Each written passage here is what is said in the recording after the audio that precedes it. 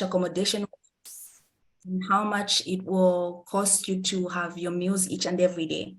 So for me, I had to provide because that time I was working, I had to provide my payslip to show that I can't pay.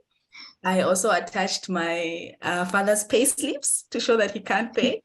Then there were questions where they were asking about how many family members you have. So I had to provide that I have a brother who's almost completing high school. He's going to go to university. So my parents will be paying for him. They can't pay for me. And I also attached some birth certificates to show that I'm Zambian, my parents are Zambians, and my siblings are also Zambians. And then they also asked how many people live in your family. They asked for all those details because it's a charity-based scholarship. So you have to show that you are economically challenged. So ensure that you get that part done, right? Ensure that you get the pay slips. Usually they require like 3 months down the current month. So if you're applying now, then you have to get pay slips from the past 3 months. And then you also have to provide that you are academically talented, your certificates, you have to get them right. If you got a merit distinction, you have to provide all that. If you got awards for the best students, you have to provide all that. Then you have to, your essays, possibly the essays usually have questions that ask you how what you've chosen to study, how it's going to be relevant to the development of your country and to your community. So in my case, since I had done environmental engineering and I wanted to do water resources engineering, I had to provide all those details about how the current situation of water in Zambia is, how bad it is, how some communities don't have water, how I did an internship and I would see how people have to draw water from far away, how some people don't have access to clean water and sanitation, how the poor management of water in some of the catchments in Zambia, in Lusaka, it's flooding, how there's always drought impacts on agriculture in Southern Province. All that stuff, you have to be updated with what is going on in your country when it comes to that program of your choice. And then you have to demonstrate that your short-term, your medium, and your long-term goals imply that you have strong intentions to come back to your country. So don't state in your essay that when I get this scholarship, I'm going to study and I'm going to stay in South Africa. Then they won't give it back. They won't give you a scholarship. You have to demonstrate that all your goals, whatever you want to achieve in the next 2 years, whatever you want to achieve in the next 5 years or 10 years, you're going to come back, you're going to go back to Zambia, and then you're going to promote development in that sector. And then you have to be, I mentioned you have to be passionate about your community. You have to demonstrate that you are passionate about leadership and service. So if you served in a certain leadership role and then maybe they gave you certificates. Like for me, when I was at university, I served in under the Bread of Life leadership. They gave us certificates signed by the bishop and all that. I had to attach all those to show that I am a leader, I have potential leadership skills. All the awards and the honors, you attach them. And then if you've been serving in community-based organizations, like at that time I was a member of Tufike that provides some money to school-going children, shoes and uniforms. You have to provide all that. And someone once told me that if you are able to, you can also get hyperlinks, like you can provide hyperlinks in your essays so that if someone is reading through them, they can press on that link and then they can see that, oh, this is what someone is doing. If it's your organization, even better.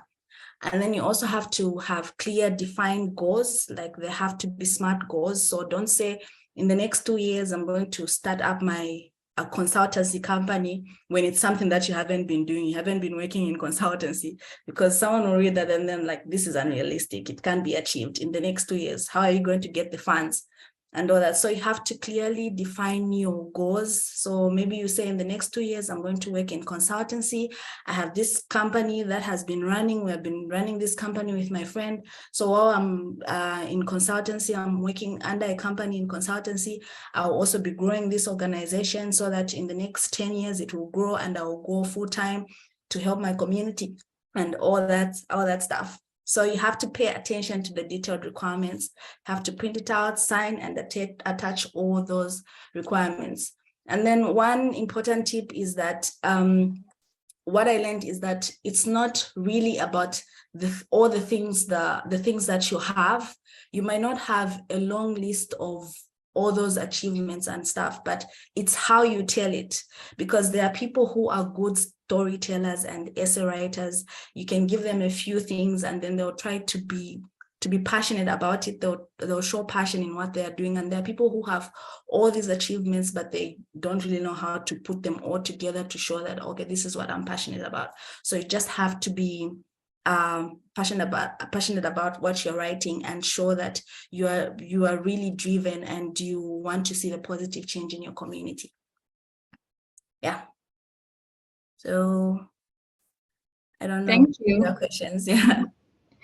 Okay, so those that have just joined in, if you have any questions on the Mastercard scholarship, you can just write them in the chat and then we'll be able to read them out and Margaret will be able to respond. And Margaret, just before, maybe as we are waiting for the questions, you had mentioned showing evidence of that you're financially incapable of paying. Like, what else can you provide if it's just someone who's just finished their bachelor's degree and they've only done an internship, maybe they don't even have pay slips? Like, what exactly do they want to see? Is it the same like when you're applying for the bursaries in Zambia, like at the Invest of Zambia and Copperbelt Invest, where you get a letter from, is it social welfare? Is it like the same process? You have to get a letter from somewhere to show that you're not capable of paying for yourself? Yeah, I think you can go all out with showing your financial capabilities, because for me, I also provided if you are an orphan or half orphan or full orphan, you can also provide that your mother's maybe death certificate or something. You can attach all that. Just find evidence to show that, okay, you cannot pay for yourself. So if you haven't worked and you can't show your pay slips, even better, because now you can show that, okay, I haven't worked, I don't have any money, I don't have any savings, so I can't really do anything. So you attach your parents' pay slips. That will be okay. Yeah. And then you also provide, okay, in our house, in our entire household, we are like 7 of us. So each and every member of that house requires all this funding and support. So it's out of the picture that my parents will support me. They'll be incapable of supporting me. Yeah. Thank you so much for that insightful answer. So those that have questions on the Mastercard scholarship, you can just write the questions in the chat box and we'll be able to read them out. I would like to also find out, in case maybe others have questions, they always ask, like, do you have to, when applying, are you applying for the scholarship the same time that you're applying for university admission, or you only apply for the scholarship when you get admission? Yeah, so one of the requirements on the scholarship is that you have to indicate your student number. After you get admitted, you get a student number that you can attach to the scholarship. So I think it's a requirement that you have to have admission. I had to wait for admission before applying for the scholarship. So you have to start as early as possible. The scholarship window is between June and October, so you have to start working on it really fast. And I think under the Department of Civil Engineering, the deadline is 31st August for admission. So before 31st August, you would have gotten your admission so that you can start working on your scholarship. I don't know about the other departments. Okay, thank you so much.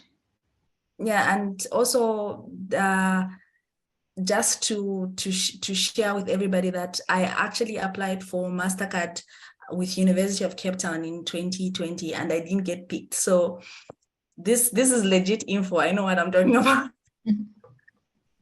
Yeah, what I had written in the UP application is different from what I had written from UCT. So I could see the difference, especially with the S's. You have to be really, really concise about your goals and what you are aiming to achieve. Nice. it's good that at least you've given others, like you've given us motivation that you don't have to give up in the application Yeah, process. yeah, you don't give up. If you want to get a scholarship, you have to be patient. Yeah. If you fail this year, try again next year. Yeah. Okay. Applying to the university, can you apply to multiple universities that are affiliated to the Mastercard scholarship just Yeah. to open your chances of getting admission? Yeah. Oh, okay. I haven't seen any questions in the chat, so maybe we can move to Mwansa's presentation.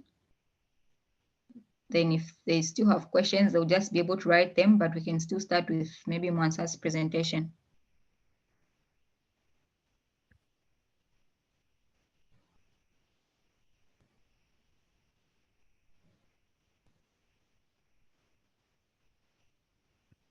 All right, thank you very much, Salome, and thank you, Maggie, for that very nice presentation. I have big shoes to fill in making Mandela Rhodes attractive. Yeah. All right, so my presentation is basically what you're seeing on the screen. It's a summary of everything you need to know about the scholarship. Basically, Mandela Rhodes is a product of the Rhodes Trust, or it's one of Mandela's legacies, and it was initiated or started in 2003 as a partnership with the Rhodes Trust to more like provide a sister scholarship to the Rhodes scholarship in the UK. So we're basically the same people, but in South Africa, and we have Mandela as our first name. Yeah. So the full name of the scholarship is Mandela Rhodes. It's basically a scholarship that will help finance your studies in university in South Africa. They do have a list on the website, but it's almost all the universities in South Africa, so you can apply far and wide. What costs are covered? So they will cover your tuition fee, all your allowances, accommodation, food, flight tickets, and we have a once-off book allowance, which is given at the start of your program, and yeah, it's once off, so you have to use it very wisely. Costs that are not covered include your visa application fees, your SACA application fees, any other unrelated costs. They are covered. They are shown on their website very clearly, but those, yeah, such fees are not covered by the scholarship. And then the finances, how do they work? So Mandela Rhodes pays you your allowance twice a year, which is they give us a lump sum every 6 months in the year. And at the beginning of the year, you must show proof of registration. And in the middle of the year, you must show your academic progression. So you could be your student records, your results. They're not very strict about that, depending on how your program is structured. Yeah. Passports and visas would not be covered by the Mandela Rhodes Foundation, but hopefully they're not very expensive. I think when I was applying for those in Zambia, I must have spent $46 on the visa and a few other kwachas here and there for other things that were needed for the visa application. And of course, we know the 320 kwacha for the passport. You should have a passport. So should I go down? Okay. Yeah, the application process. So the Mandela Rhodes scholarship opens for a very short window, so you need to be quick in your application. It opened already as we speak, and it closes on the 20th of April. So you have around 2 weeks to go, 3 weeks to go before the applications close. The deadline is 20th, which I've explained. And we have what we call, I think Maggie mentioned it, the SAQA, South African Qualifications Authority verification process. You can apply for that one because it will be a requirement for your university application, but it's not a requirement for the Mandela Rhodes. So you can apply for that even after the application process for the scholarship. Yeah. The studies are obviously in English. They're delivered in English in most South African universities, so you don't have to worry about language barriers. and you can study at almost any South African university or institution in South Africa, and you can study any program of your choice. So I think that is what makes it a very competitive program, because it's not university based, it's country based, like it's the whole of South Africa, and it takes scholars from everywhere in Africa. You're not competing against your fellow citizens, you're competing against the whole of Africa. And also you can study in any field. So that means that if you're an agriculture economist like myself, you might be competing with somebody doing law, journalism, engineering, etc. So yeah, you really need to bring your A game as you apply. So I should mention that in the application process, in the portal, you will be required to write 2 essays. Roughly, the first one has an 800 word limit. The second one has a 500 word limit. Normally, the question has changed now, from what I know, but in the previous 2 years, it was the same. And the second question will always be about yourself. Tell us about yourself and how you got to be to today, like how you came to be today. So you'll be asked first to talk about an issue.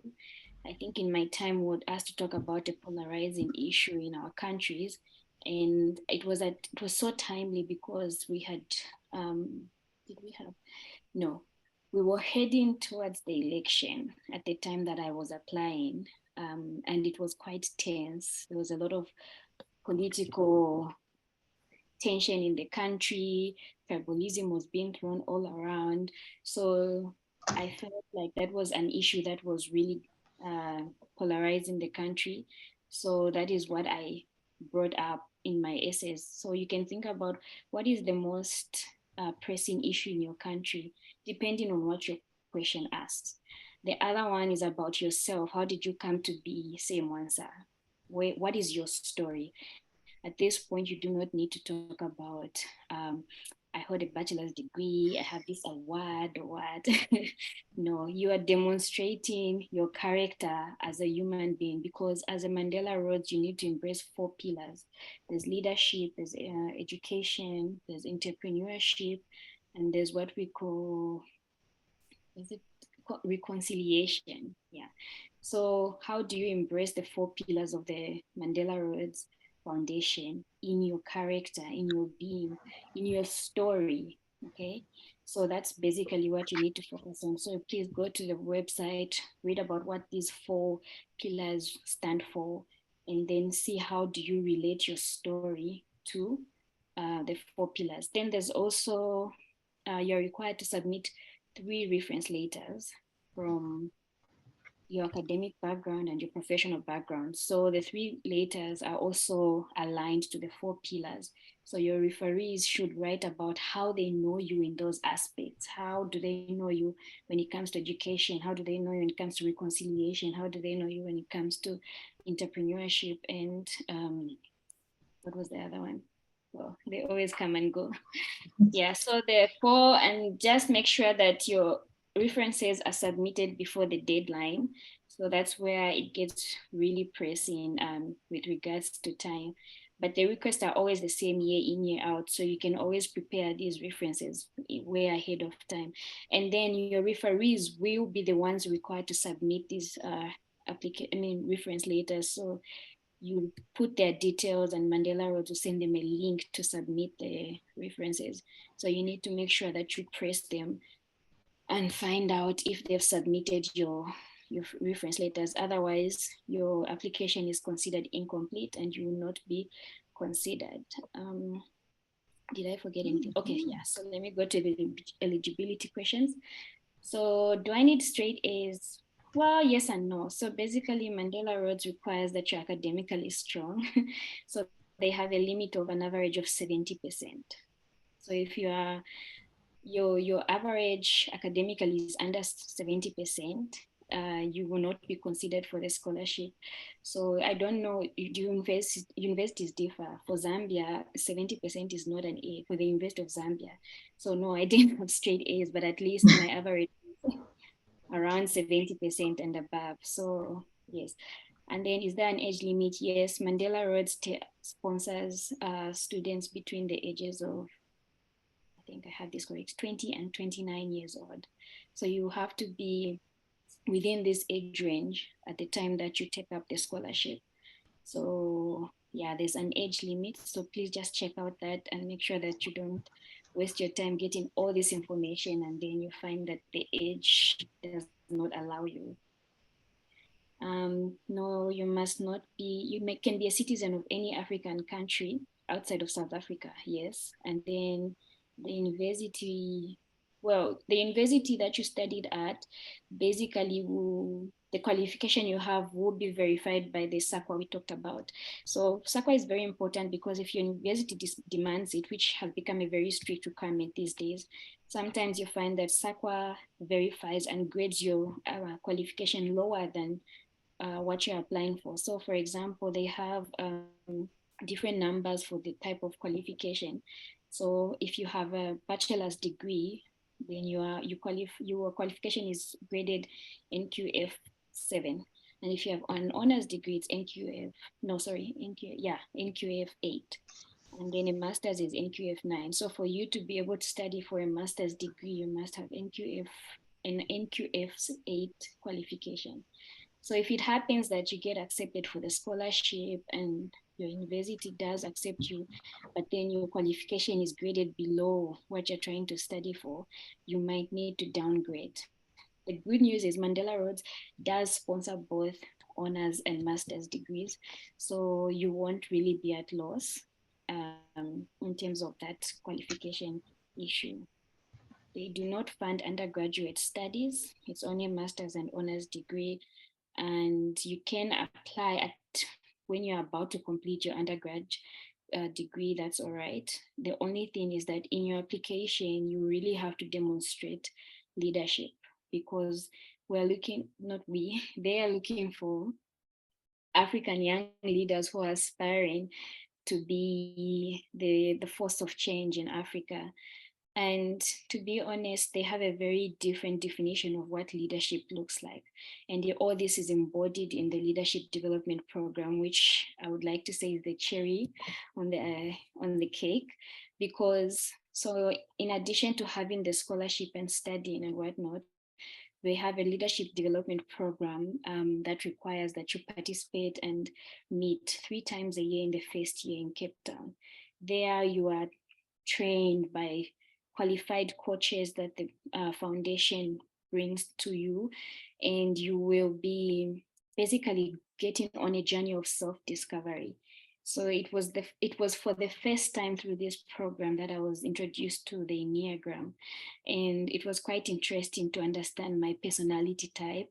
And a lot of things that came out of that were, first, I was in denial of my negatives, of course. But then after that, I had to go through a process of self-development because of the awareness. And then, yeah, I'm still a work in progress.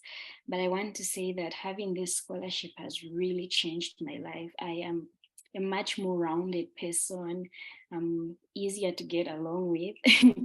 And I think that I'm well groomed to lead Africa. Yeah, so it's a very rewarding scholarship that I would definitely encourage everyone to get on. The scholarship will fund studies for a maximum of 2 years and a minimum of 1 year for an honors degree. So you have to make sure that you work within this time period. And yes, it is mandatory to participate in the leadership development program because they're saying that, well, their slogan is building exceptional leadership in Africa.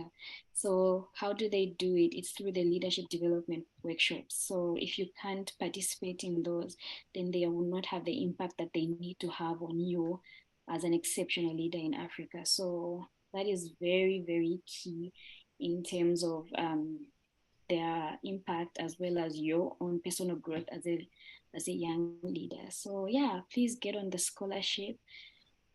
Being a Mandela Rhodes Scholar is a lifetime opportunity in that, okay, no, maybe that's a wrong phrase, but what I mean is that you basically become a family member for life. So there are follow-up alumni opportunities that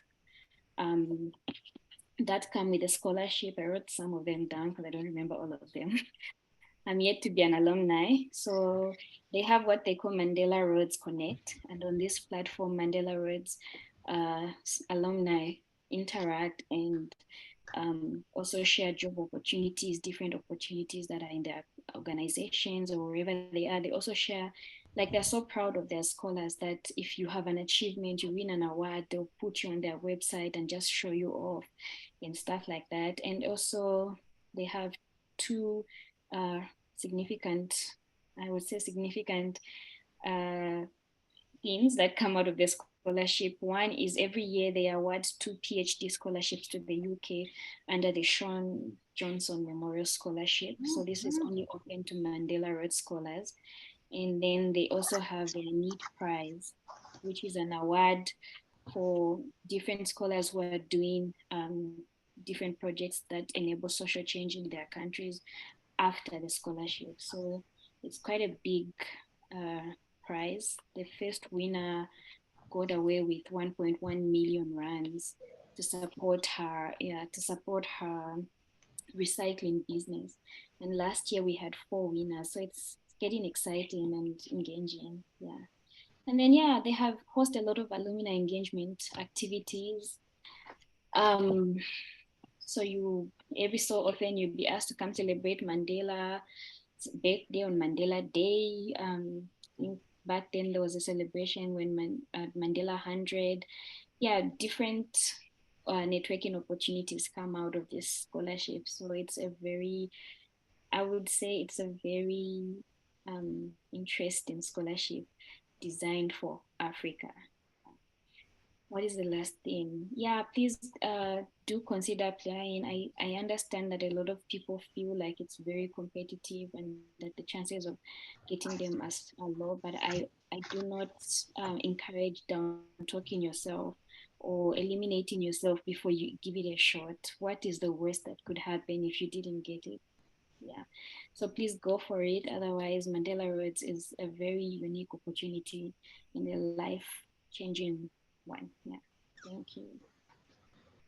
Wow, that's so cool. All the awards and the money there. I know. Could you just go through the deadlines again? When are the deadlines to apply for these scholarships? Okay, so the scholarship's currently open and will close on the 20th of April. So we have roughly 3 weeks to go, or 4. Yeah, 3 to 4 weeks, which is good time. So you just need to rush and get references and your essays in place. Yeah. Okay, thank you. Thank you. I had seen a question in the chat. I think this was Mary was asking about that. I don't know if you even answered it while explaining. I would like to find out your areas of focus when writing your motivation essays. I think these ones, like, it's good you've emphasized on them. They are very key. Yeah. Yeah, so maybe Okay. you can respond to that. Yeah.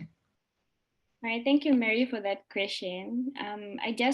From your question, I just realized that I didn't talk about the stages of the application. So when you make your application in April, you will not have to do anything until around October. So every month, starting from June, I think, June or July, you will receive an email from the foundation if you've made it to the next stage. So it goes through, I think, 3 cycles of review, alumni review, there's a committee of reviewers, etc. So those are the 3 stages. And then at the end of that cycle, you have the interview. So once you make it for the interview, then you will now be asked questions around you. They basically just want to get to know you as a person. Now, here's the thing. If you put lies in your application process, you will fail to express yourself as your authentic self in that interview. So when writing your motivation, okay, something is missing here. So when writing your motivation, basically your focus areas should be, because I told you that there are 2 essays. There's one which talks about you, like how did you get to be where you are as a person. Yeah, so please talk about please tell authentic stories that embody you. No story is too shallow, no story is invalid. So your story matters. Just be you and explain your journey through your whole, it could be academic, it could be life, but just explain your whole journey as a person in terms of the 4 pillars of the Mandela Rhodes Scholarship. Yeah, so those should be your focus areas. I mean, I can't specify my focus areas because I'm not you, but I do understand that people need to be told that your story is enough and you need to be able to tell it as it is. Yeah. Thank you.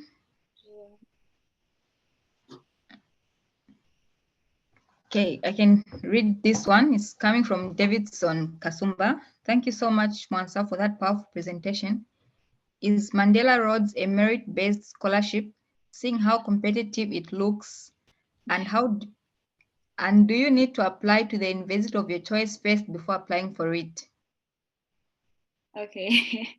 I hope I did not scare possible applicants away. Merit-based in that you have to be academically strong, yes. But basically your leadership story doesn't just come with titles. Even if you are not president of your student association, there's ways that you've led in your different areas of life. So those are the things that you need to bring out. And that's merit, if you ask me, because we are trying to look for African leaders who are embodying Mandela's vision or are exceptional in a way. So exceptionality doesn't come with a title, honestly. It's about how do you present yourself in your spaces. Yeah, so yeah, merit-based in terms of just academic, yeah, maybe that might matter. But I believe that your story, individual stories, is outstanding as it is, and you just need to tell it right. Like Margaret said initially, how you tell your story in these essays really, really matters. Yeah. So yeah, oh, sorry, the school. No, they don't need you to submit your school application results before the application process. So you can apply even after the scholarship. But I would always advise you to do it early enough, because for me, I made a mistake, which was quite devastating, almost devastating. I applied very late because I wasn't sure if I would get the scholarship, and I was not, I was just giving it another go. I think you also need to know that this was my second attempt. It wasn't my first. So it does happen that your first application is rejected. I always say it's not you they're rejecting, it's the application and how you presented it. So at the second attempt, I said, they might not even take me. So I'll just, let's see what happens. And then I kept moving to the second stage and the third and the fourth stage. And then there's interview, and there I was panicking. So I applied very late, and I applied to just one university. And unfortunately, I applied to UP and they rejected my application. So now I had a scholarship without a school place. I was devastated. I had a moment of just breaking down, and then I just had to pick myself up. My mother prayed for me, and we got back up and said, you know what, let's write to them and find out what is the reason they're rejecting you for. And it turned out to be just an error. So I wouldn't encourage you to just apply to one university. First of all, apply to as many as possible. Apply early, secure your admission. If Mandela Rhodes doesn't work out, try Mastercard. I'm trying. Yeah. Thank you so much. Monica Piri has a question. I will try to read it. If I'm not reading it on how she intends to answer it, maybe she can even unmute herself to explain this question. I think it will be better that way. Monica, are you able to unmute yourself and ask the question? Yes, I am. Yes, please. So, Mwansa, my question is for you regarding the Mandela Rhodes, especially on the essay. Mm-hmm. So you had mentioned, like, the question right now is about the polarizing issue. And for me, I think that has been the hardest part to like figure out what to write about. And so I wanted to ask, does this essay have to match with what your passion is or what you'd want to study? Like, for instance, you wanted to do agriculture economics. but you also talked about how you focused on the elections and tribalism at the time that you were applying. Did you somehow link agriculture economics with the polarizing issue, or these are independent? It's just about how you're able to express yourself, because I know the essay also talks about what you feel should be done in the community. So it's very detailed, but yeah, yes. Okay, so no, it doesn't have anything to do with your field. So it was very independent. It's just you and your awareness of what's going on in your community. And then you can also now bring out what the solution could be. So please know it doesn't have anything to do with your field. Do not struggle with how to link it with your field, because I'm completely not in the social science sector. And yeah. So yeah, I think that's the best way I can answer you. It's very independent. Yeah. Okay, thank you for that. Is the answer clear enough for you? Do you have any clarification? Yes, the answer is clear. Good. The answer is clear. Maybe just, I don't know, opening up my mind on what other polarizing issues are, and then picking maybe the best topic is the part I need to focus on. Yeah, I can understand how challenging that question is. I think for me, it was one of those that I really had to think hard about. Maybe I had an opportunity with it being such a loud topic at the time. I don't know, honestly. But the best guidance I can give you is, what is one topic that maybe makes your heart race when you hear it in Zambia? Or I don't know if you're from Zambia, sorry, let me not make assumptions. Or what is that one topic that maybe breaks your heart when you hear it? Okay. It could be anything. I really don't want to give you suggestions, because then I'll be leading you in a direction. And then what that would do is that you focus on what I said rather than on what actually you should write on.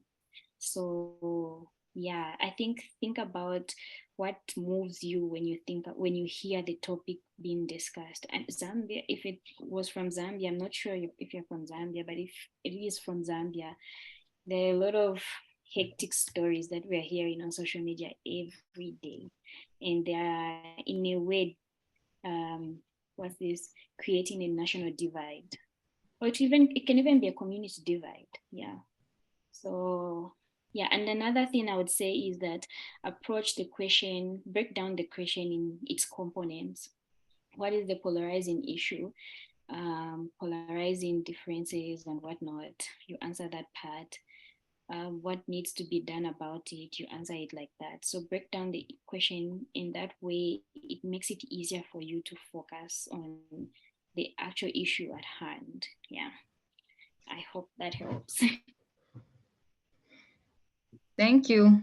Okay, Yes, thank we have a question on Facebook. I can read that out. It's coming from Karen Edmond. Wonderful presentation there. So I'm finishing my bachelor's degree in agriculture science, and I really want to give it a shot. I want you to shed much light on the essays, and do I apply for the scholarship separately and apply at the university separate as well? Can I repeat the question? Oh, Yes. yeah, I think the main question is, I wanted to shed much light on the essays. I think you've touched this part.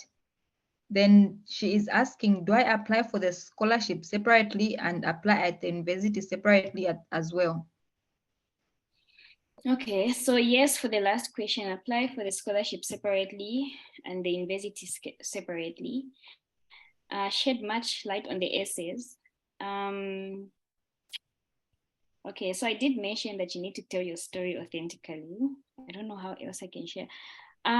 So for the first one, okay, I'm not very sure, I might be swapping them, but what I'm going to say is that one of them talks about an issue in your community. And from what I've heard, I think it's still about the polarizing issue.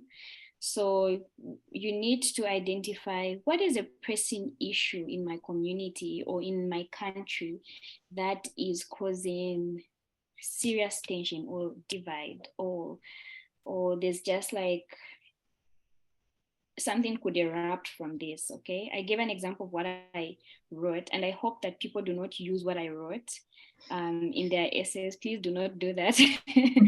I shouldn't have, but I did accidentally. Yeah, so basically I was just trying to demonstrate how pressing the issue was and how current it was. So it should be preferably something current, so that you can easily explain what's going on and why you think it would lead to this and how you feel it should be stopped. Yeah. So maybe if I was from Malawi, right? I don't know if that's a valid example. I would probably talk about the recent cyclone. How is it creating? Because you know what happens when there's like distraction. Well, I'm coming from an agricultural background, but you know what happens when there's distraction in a community, it wreaks havoc. So there's poverty increase, food insecurity, name it. And if assistance is not delivered, two things happen. It's either people will perish or it will cause social unrest. Yeah. So maybe what I would talk about is that issue and how it's repeatedly happened. I think it also happened with Cyclone Ida, but now it was more intense with Freddie. And then the same stories are being told, people are dying, what has been done before, what would this lead to if not sorted, who should come in and sort out the issue, right? And what type of solutions are possible? Is it flood guards? Is it social relief for the people affected? Different things. So this is just an example of a pressing issue that may cause social unrest if allowed to continue, or may cause life loss if allowed to continue. So it's just an example. Think about an issue that's really pressing, it's current, and it also makes your heart race, because then you will write passionately about it. Yeah, then I think, did I answer the question? Oh, the other one, yeah, about yourself. This is the part where I say, if you lie, you have an interview coming up and you will fail to express yourself, because they will ask you questions based on what you wrote in your essays, what your referees wrote in their essays, okay?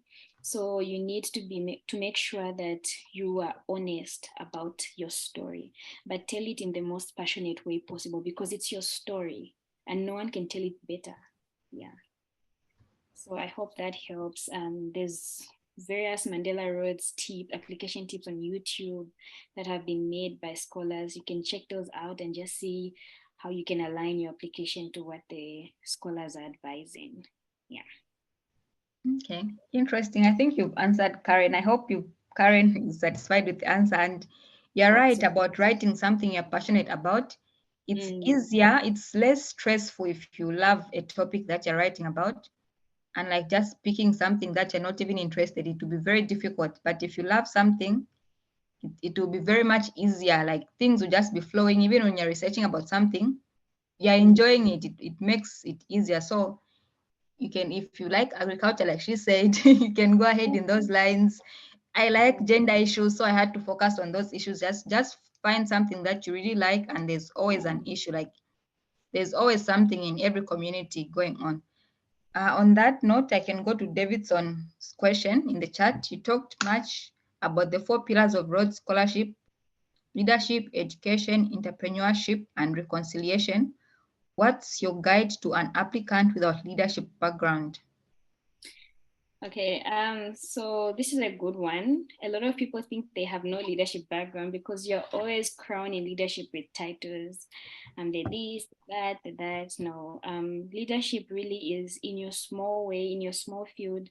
How have you led? So I once had a scholar who talked about how she was the firstborn in her family, and then I think they lost their dad, and her mother had to work so many hours because she had to provide for the family. So she was away for most of the times, and she had to take on the responsibility of caring for her siblings. Okay, and that is how she demonstrated leadership, because it took a leader or a responsible young person to take on responsibility of people younger than her. So that is an example of how you can demonstrate leadership. I do not believe that no one has a leadership background. I just believe that people want to crown leadership with titles and whatnot. I was an active volunteer for a hub called the Lusaka Global Shepherds, and I was never curator, or I did hold a few positions here and there, but I was never the head of the hub. But then I did have responsibilities in the hub, and I think I capitalized on those myself and said, in my role as, okay, I did A, B, C, D. Even in my industry experience after university, I wasn't the boss because obviously I was entry level. So I was very junior level, very junior. I started as an intern at my former organization and moved up to assistant position. But I had to demonstrate leadership in the initiatives I was able to bring about in the organization, in the responsibilities I was taking upon myself, and how I delivered. What change did I bring to the organization just by me doing my part in that position? So please use anything and everything that has given you an opportunity to use initiative. Yeah, I think that's the best way I can answer that one. Thank you so much. There's a Can I just question in my inbox. Okay, yeah, Margaret, yeah, it's actually going to Mastercard. Someone in my inbox is asking on the age limit for the Mastercard scholarship. So as you are coming in, Margaret, you can just talk about the age limit as well for the Mastercard scholarship. Yeah, just to add on what Mwansa was saying about leadership, to repeat my statement earlier, it's about how you tell your story. So I've sat in these networking events where under both of the scholarships I'm on, to just listen to people and how when they stand in front and then they talk about how they have this company, how they were a boss of this certain area and all that. And then I'm sitting there and I'm just asking myself, I've not taken up any of those roles. How was I picked? But then when I go back to my essays and see how I was expressing myself, sometimes you can also use some of these scholarship YouTube videos. We encourage you to use, I've forgotten the term you call it, but you use a situation to show how you led, like Mwansa was saying. So in a case where you say, at my workplace, this and this and this and this and this happened, and then I was required to step up and lead others and do this and this and this and this. Those also help because you are showing that you are passionate about leadership and you have all those leadership experiences which required you to step up and just be the leader that you are born to be. Yeah, so about the age limit, I think you have to be, I'm not sure if it's 32 or 35 between any of these two age limits. I'm not sure, but I would like, maybe you should take a look at the eligibility. I think I've never seen the age limit on the UP application adverts, but I think the common age for all Mastercard Foundation partner universities has to be somewhere 32 or 35, below 32 or 35. Yeah. Thank you. Let me check if we have any other questions from Facebook.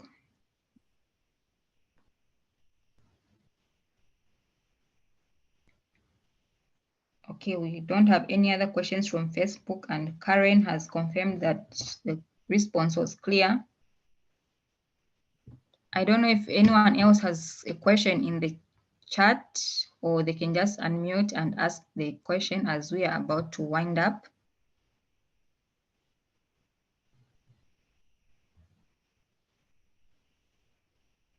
It seems everything was very much clear, because so far I haven't seen any question in the chat.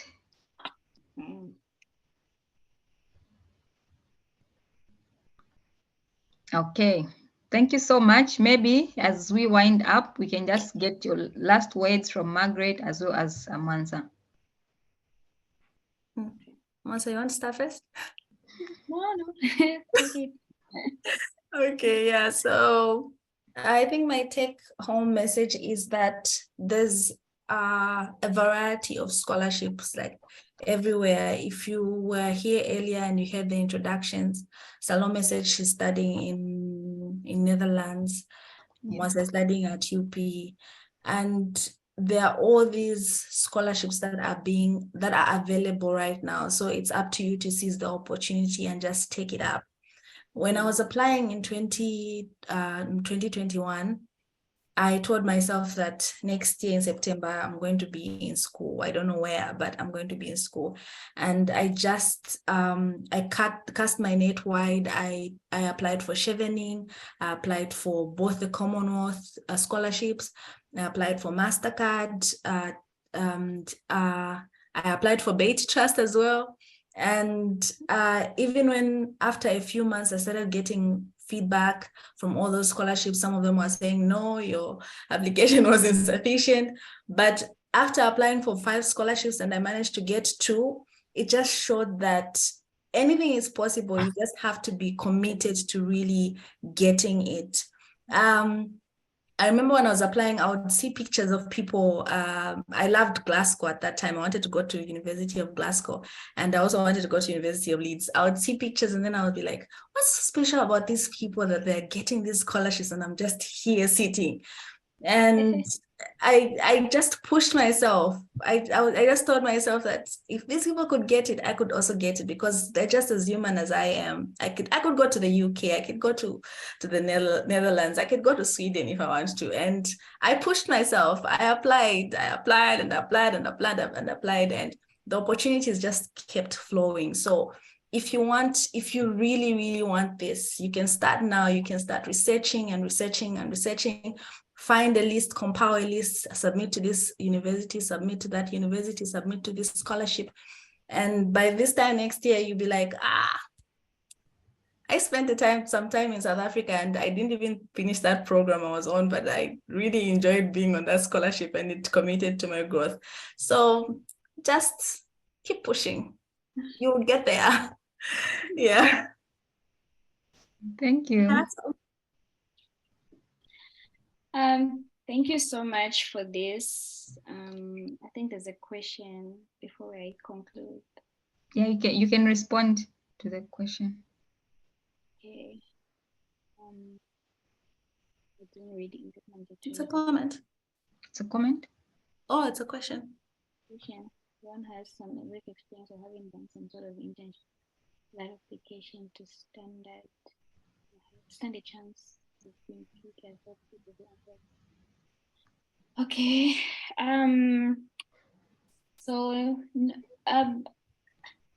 mean, work experience really does show that you have, well, it does give you a lot of base to base your essays and whatnot, but it's not always a mandatory requirement. So for example, like Maggie said, that we've all cast our nets so wide. Scholarships like Chevening will accept, because some of them will say yes, apply, add work experience, but they will accept voluntary work, internships, even the, what do you call this? The part-time work you do as part of your undergrad program. I'm forgetting what it's called. Industry something. Yeah, so yes and no. Yes for some scholarship and no for some. It's really about just how you applied yourself. For me, as an undergrad, I was a very, what's the word? I was very active in various places. I was in my student association. I was in voluntary organizations. I was doing personal voluntary work. I would participate in any opportunity that came up.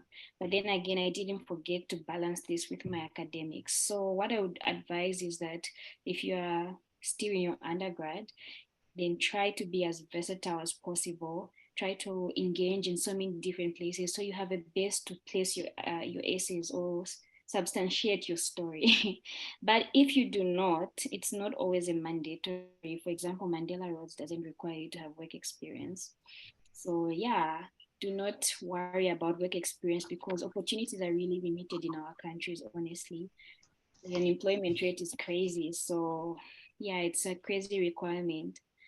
So I don't know if there's any other question, but in conclusion, I would like to agree with Margaret that scholarships are many and plenty, and they're asking for Zambians to apply. So please, guys, get on the internet and find the scholarship that works for you. I think recently I saw that the Australian Awards scholarships are open. So look at those too. There are various scholarships that are just open and people do not have information because we are not reading about them. So spread your wings. The scholarships, I understand that the scholarships discussed on these platforms are the famous ones, but there are so many scholarships. There's the DAD in Germany, there's the Swedish Institute of, that one is famous. Yeah, the Australian Awards, there's so many. So do not limit yourself. There's a Best Trust in South Africa and in the UK. And also, I think use the internet, it's your best friend. Make sure that you follow the STAR approach as you write your essays. What was the situation? What was your task?